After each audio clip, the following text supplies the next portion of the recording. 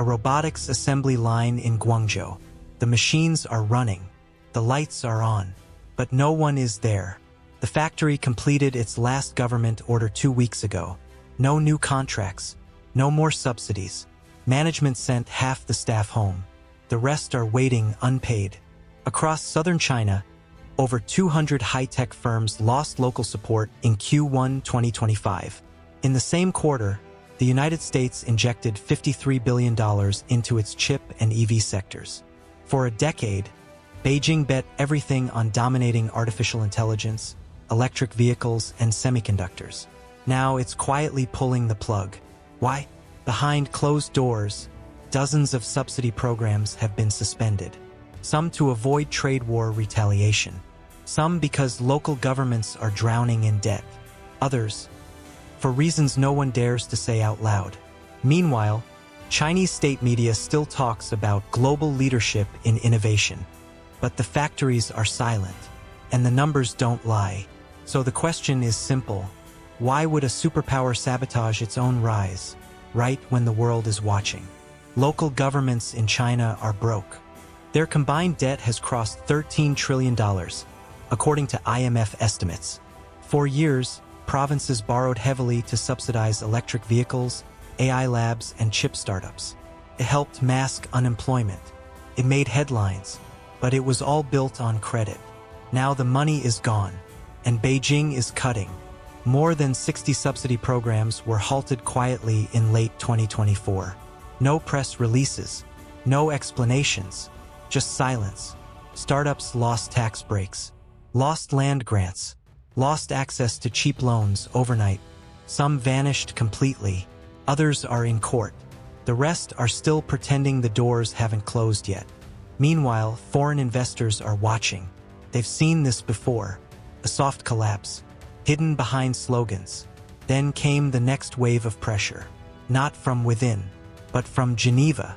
The World Trade Organization has ruled against China's subsidy practices multiple times. For cases were lost between 2022 and 2024. More are pending. Washington and Brussels are no longer negotiating. They're prosecuting. Any further state support, especially in high-tech, could trigger tariffs under WTO rules. Billions in exports could disappear overnight. So Beijing is making a choice. Not because it wants to, but because it has to. And while China steps back, the United States moves forward. Through the CHIPS Act and the Inflation Reduction Act, Washington has committed over $420 billion to rebuild American industry. Factories are coming online in Arizona, EV plants in Georgia, battery hubs in Michigan. TSMC and Intel are expanding not in Shanghai, but in Ohio. It's not just investment, it's abandonment. Beijing thought it could wait this out, thought the West would fracture. Instead, it's the map of supply chains that's fracturing, and China is getting cut out. At first, Chinese companies tried to move production to Vietnam and Malaysia. But by late 2024, the U.S. Treasury closed the door. New rules on country of origin and transfer pricing made it impossible to hide behind foreign labels. Product made in China stayed Chinese, no matter how many borders it crossed, no matter what name was printed on the box. The loopholes closed, and Beijing found itself cornered.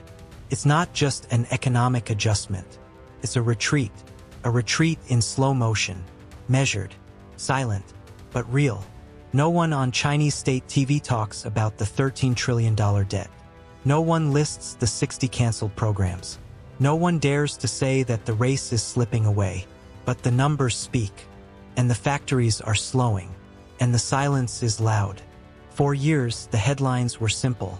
China was the future, the biggest EV maker, the fastest AI builder, the undisputed king of battery tech. But the story was never that clean. Inside China's high-tech boom was a quiet dependency. Most of it was funded, artificially. BYD, NIO, and hundreds of smaller firms didn't rise by market force. They rose on subsidies. They were kept alive by tax breaks, municipal contracts, and cheap land.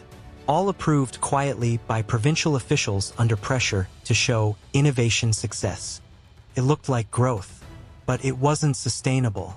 In early 2025, financial disclosures began to leak. NIO's Q1 revenue dropped 38%. New vehicle orders fell by more than half. Smaller EV makers were quietly acquired or simply shut down. AI labs across Hangzhou, Shenzhen, and Chengdu went dark.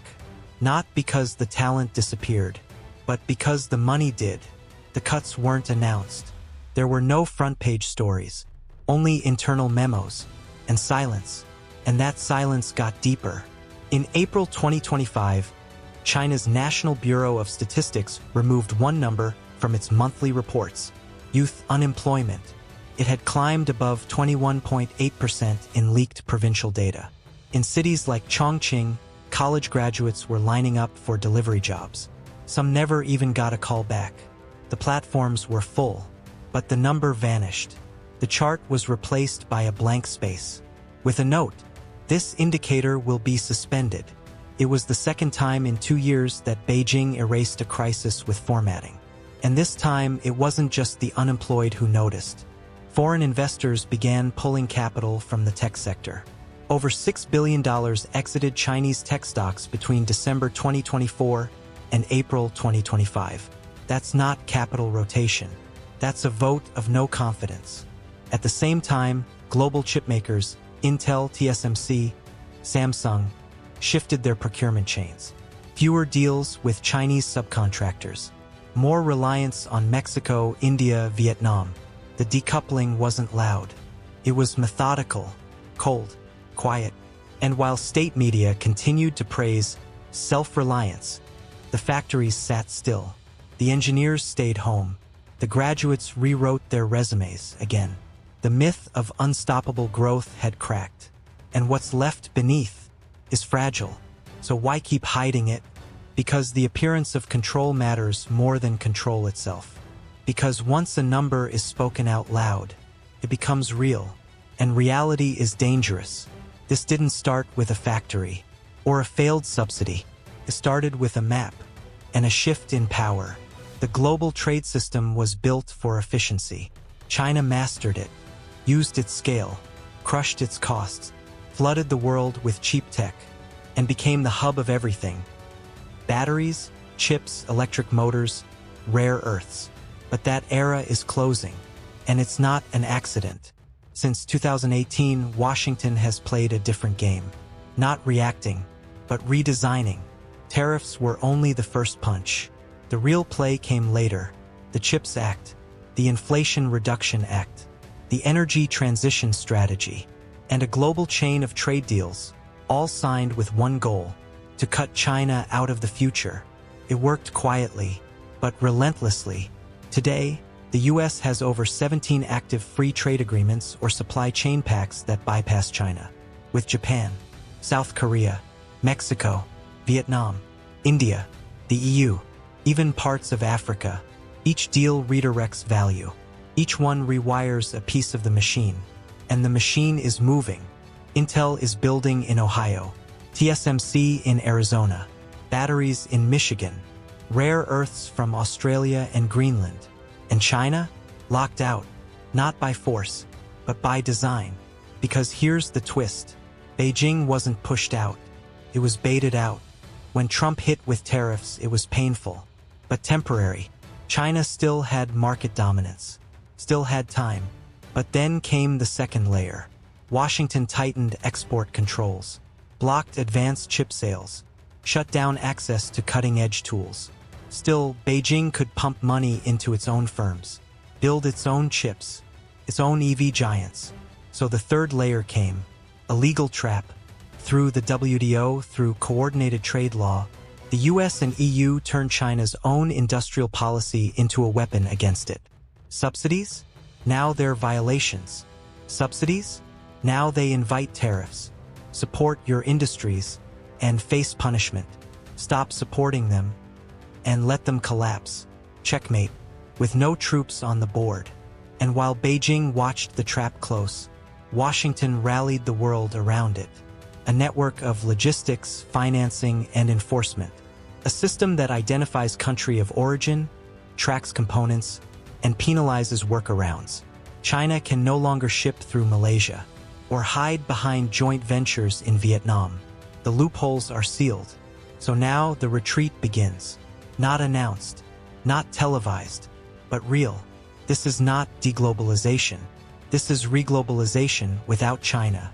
And that's the twist no one in Beijing dares to say aloud. That the game has moved on. That they're playing by old rules. On a board that no longer exists. Because this wasn't just a slowdown. It wasn't just local debt. It was a full-scale reset. And China's tech dream is not being defeated. It's being boxed out. Systematically, strategically, without a single missile fired. The factory doesn't close all at once. First, it cuts a shift. Then, it cancels overtime. Then, it stops ordering parts. And finally, the gates are locked. But long before that, the people are already gone. In 2023, China had more than 400 registered EV manufacturers. By mid-2025, over 1,800 tech startups in AI and semiconductors had shut down. Some were absorbed. Most just disappeared. They didn't fail because demand vanished. They failed because funding dried up. Because subsidies ended. Because the money that once promised Made in China 2025 was no longer coming. BYD and NIO cut thousands of jobs. Some employees never got severance. Others were moved to delivery gigs. From AI labs to motorbikes. A former robotics engineer in Hangzhou now delivers groceries by electric scooter. He wears his old badge, just to remind himself what he used to be. It's not just jobs. It's identity. It's direction. And it's slipping. The second domino falls slower. Families start skipping meals.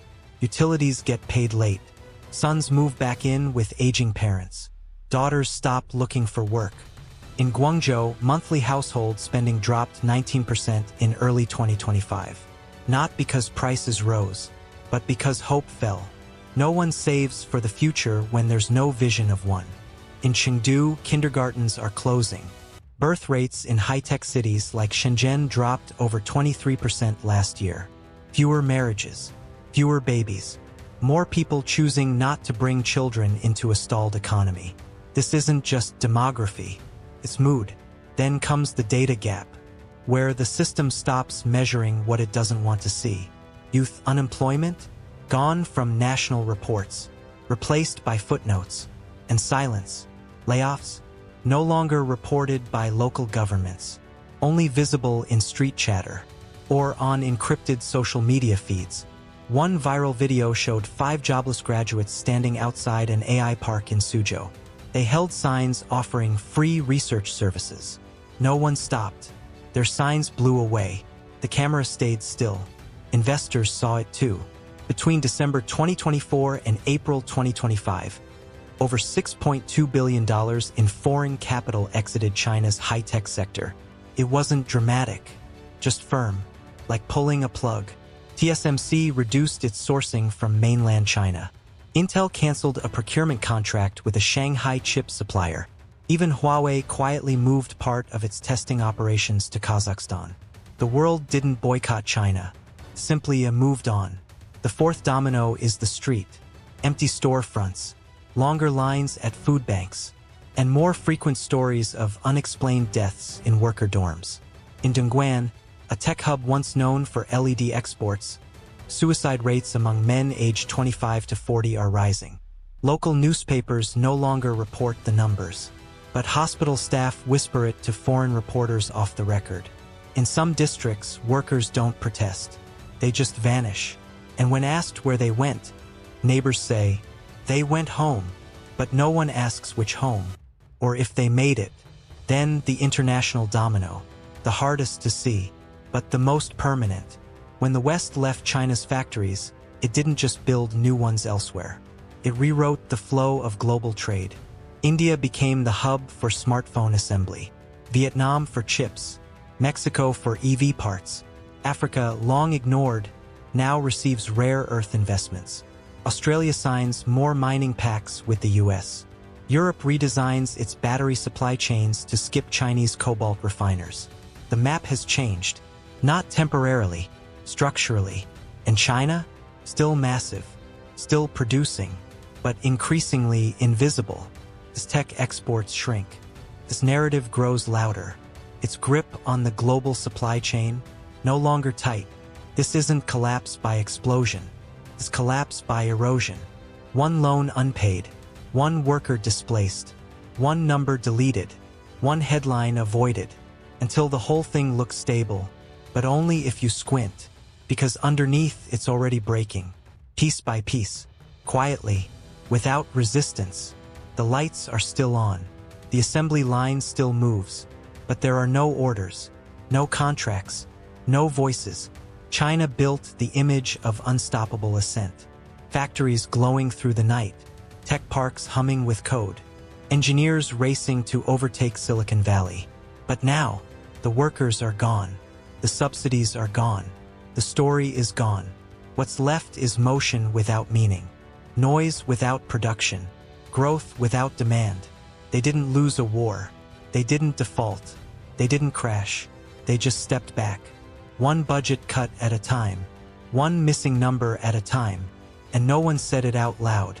So the question isn't what happened to China's rise.